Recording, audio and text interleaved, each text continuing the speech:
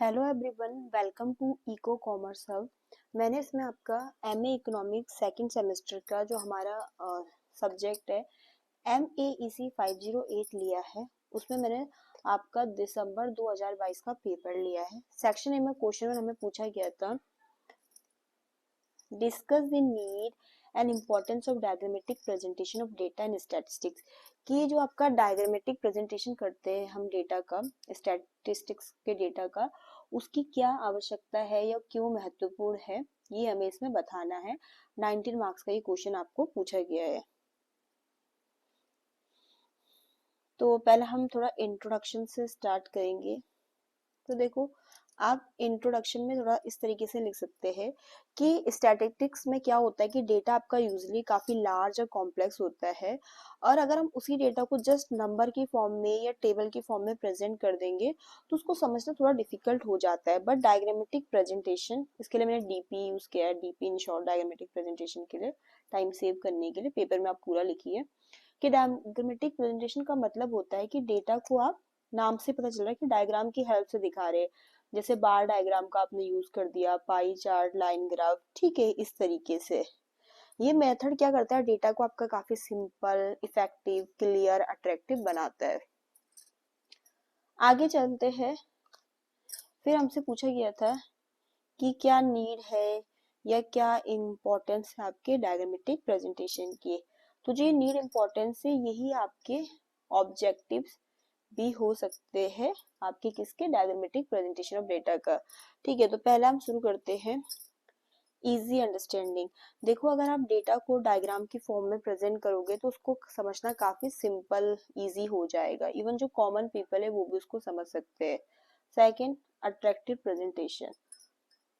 इसमें यही है कि डायग्राम जो है वो स्टैटिस्टिकल डेटा को और भी ज्यादा अट्रैक्टिव और इंटरेस्टिंग बनाता है, अगर आप उसको मतलब डायग्राम के उस थ्रू प्रेजेंट करते हो। बट वहीं पर अगर वही डेटा आप टेबल या न्यूमेरिकल फिगर में दोगे तो काफी इतना अट्रैक्टिव नहीं लगता है, बोरिंग सा लगता है। थर्ड है आपका क्विक कंपैरिजन।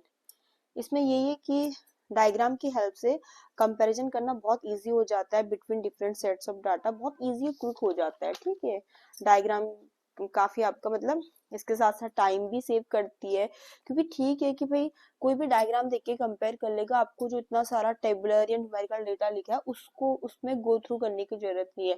डायग्राम से इजीली आपको समझ में आ जाएगा।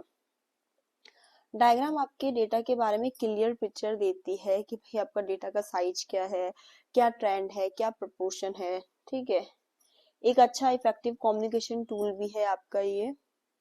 डायग्राम डेटा को क्या बोलते हैं, बहुत इफेक्टिवली प्रेजेंट करती है। आप इससे मतलब यही डायग्राम वाले आप न्यूज़पेपर, रिपोर्ट से प्रेजेंटेशन में भी यूज कर सकते हो। डायग्रामेटिक प्रेजेंटेशन वहां पर भी यूजफुल होता है जहां पर लोग इलिटरेट है या कम पढ़े लिखे होते हैं, उनके लिए भी होता है। क्योंकि न्यूमेरिकल डेटा या टेबल की फॉर्म में समझना किसी के लिए भी डिफिकल्ट हो सकता है। उसके लिए हो सकती है कि एक स्पेसिफाइड स्किल नॉलेज की, मतलब स्टैटिस्टिकल नॉलेज की जरूरत हो। बट डायग्राम से क्या होगा कि कोई अगर थोड़ा कम पढ़ा लिखा है तो वो भी समझ जाएगा। पब्लिक अवेयरनेस के लिए भी आप डायग्रामेटिक प्रेजेंटेशन का यूज कर सकते हो। गवर्नमेंट हो गई, ऑर्गेनाइजेशन होगी, वो डायग्राम का यूज करते हैं, जैसे पोस्टर में, न्यूज़पेपर में, रिपोर्ट्स में, ताकि वो कुछ भी जो सूचना है उन्हें आम जनता तक पहुंचा सके। लार्ज अगर आपका डेटा है तो उसके लिए भी डायग्राम काफी अच्छा रहेगा, क्योंकि वो आपके डेटा को एक कॉम्पैक्ट फॉर्म में प्रेजेंट कर देगा। डायग्राम क्या करते हैं कि जो आपका कॉम्प्लिकेटेड सा कुछ भी डेटा है उसको सिंपल बना के प्रेजेंट करता है। डायग्राम से एरर भी डिटेक्ट करना काफी आसान हो जाता है, जो कि आप मतलब टेबल और न्यूमेरिकल डाटा में मुश्किल हो जाता है, बट डायग्राम देख के इजिली एरर को डिटेक्ट कर सकते हैं। एट लास्ट, अब कंक्लूजन में लिख सकते हैं कि डायग्रामेटिक प्रेजेंटेशन एक बहुत ही महत्वपूर्ण रोल प्ले करता है स्टैटिस्टिक्स में। ये आपके कॉम्प्लेक्स डाटा को सिंप्लीफाई करता है, टाइम बचाता है, अंडरस्टैंडिंग इम्प्रूव करता है। इसीलिए हम कह सकते हैं कि डायग्रामेटिक प्रेजेंटेशन एक बहुत ही महत्वपूर्ण आपका टूल है प्रॉपर एनालिसिस और इंटरप्रिटेशन करना हो जब आपका स्टैटिस्टिकल डेटा का। तो यहाँ पर 19 मार्क्स में आपको इतना काफी रहेगा। आप इंट्रोडक्शन में थोड़ा सा मीनिंग से शुरू कीजिए, देन आप उसके नीड और इम्पोर्टेंस में 10 पॉइंट लिखिए और उनको थोड़ा बहुत आप एक्सप्लेन कर दीजिए और लास्ट में कंक्लूजन लिख लीजिए। ठीक है, क्योंकि देखो स्टेटिस्टिक्स एक ऐसा सब्जेक्ट है, आप इसमें ऐसा नहीं कि कहानियां बना बना के लिख सकते हो। मेन वही लिखोगे आप जो टू द पॉइंट होगा आंसर। ठीक है। क्वेश्चन सेकंड आपका 19 मार्क्स में पूछा गया है, what are the desirable properties of an average, which of the average you know possess most of them, explain the relationship between mean median mode in a asymmetrically or moderately asymmetrical distribution। ठीक है, कि क्या desirable properties होती है किसी average की, और जैसे आपके तीन टाइप के एवरेज होते हैं ना, मीन मीडियन मोड, तो उनमें से कौन सा एवरेज है जिसमें आपकी मोस्ट ऑफ क्वालिटीज होती है,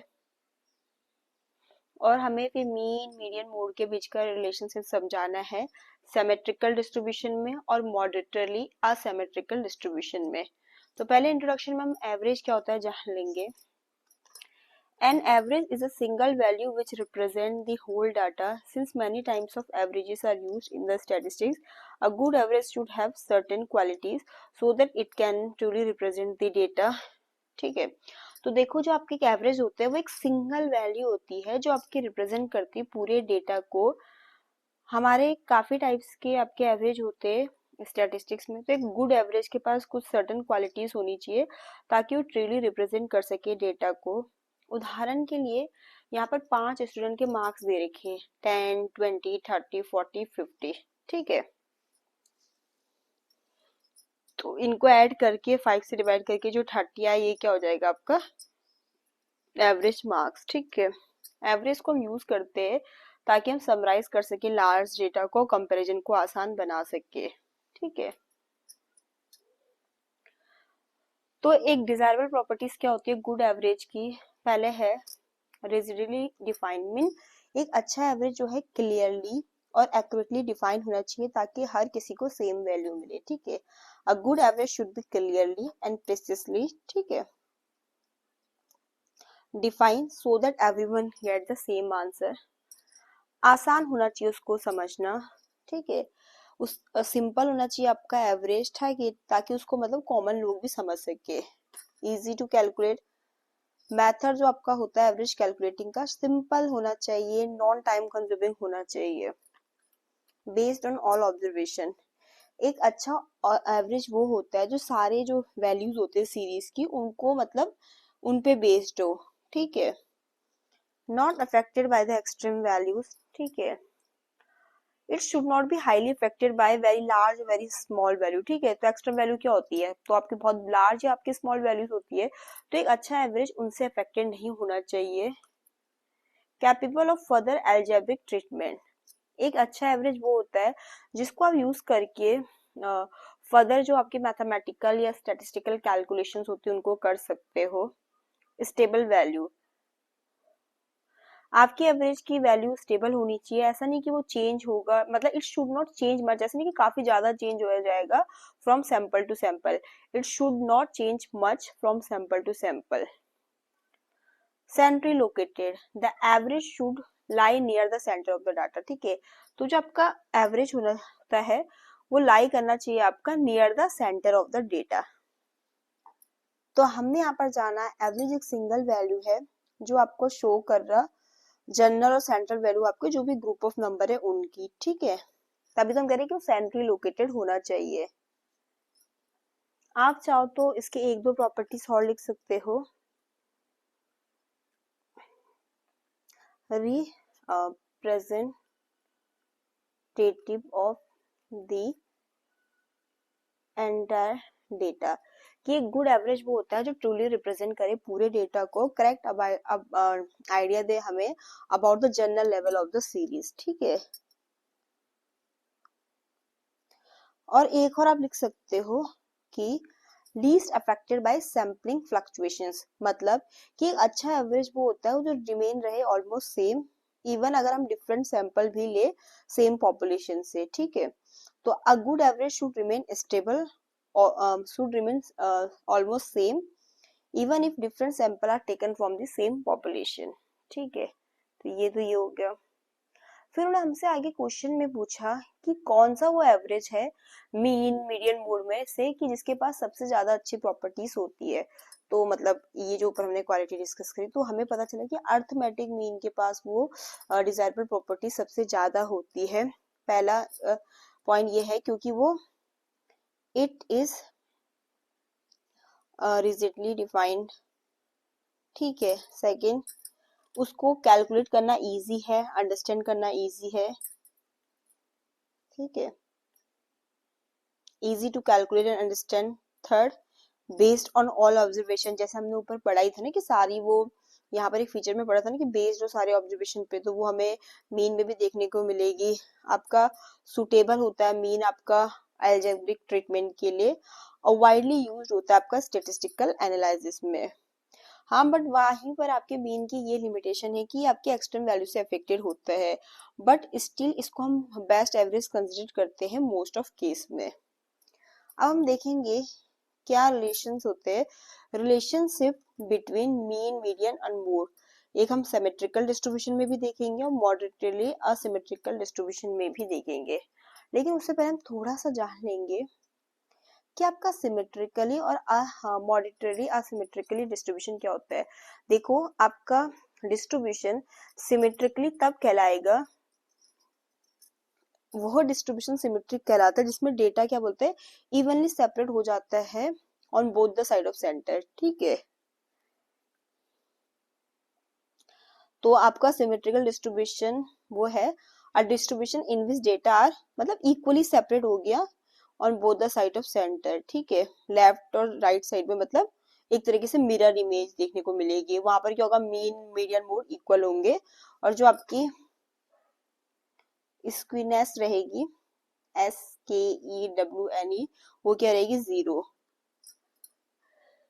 और यहाँ पर सेंटर ऑफ डिस्ट्रीब्यूशन क्या रहेगा, परफेक्टली सेंटर, ठीक है। अब आपका मॉडरेटली असिमेट्रिकल डिस्ट्रीब्यूशन वो होता है a distribution in which data not evenly separate, ठीक है। वहां डिस्ट्रीब्यूशन जहां पर डेटा इवनली सेपरेट नहीं होगा, एक साइड में लॉन्गर होगा, दूसरे में थोड़ा कम होगा, and one side is longer than the other, ठीक है।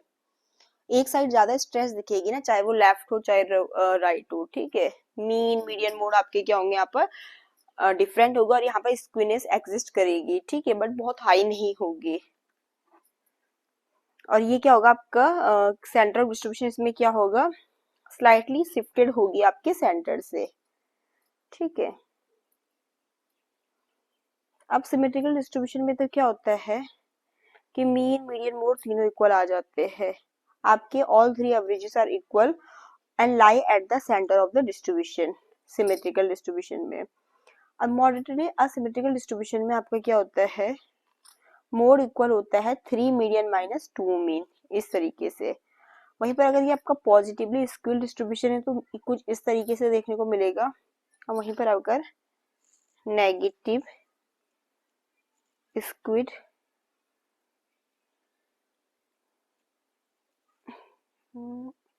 डिस्ट्रीब्यूशन है तो कुछ इस तरीके से देखने को मिलेगा,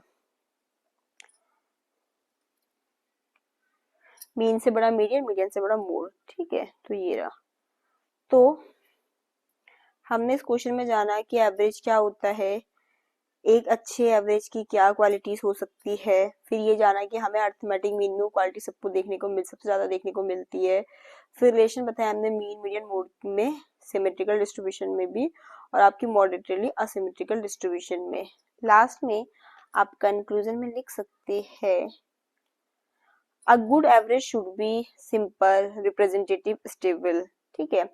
अमंग ऑल एवरेजेस आपका अर्थमेटिक मीन जो है सेटिस्फाई करता है most of the desirable properties, और जो रिलेशनशिप होता है आपका मीन, मीडियन, मोड के बीच में, हमें ये समझने में मदद करता है कि आपका नेचर ऑफ डिस्ट्रीब्यूशन क्या है, और आपकी जो डेटा है उसकी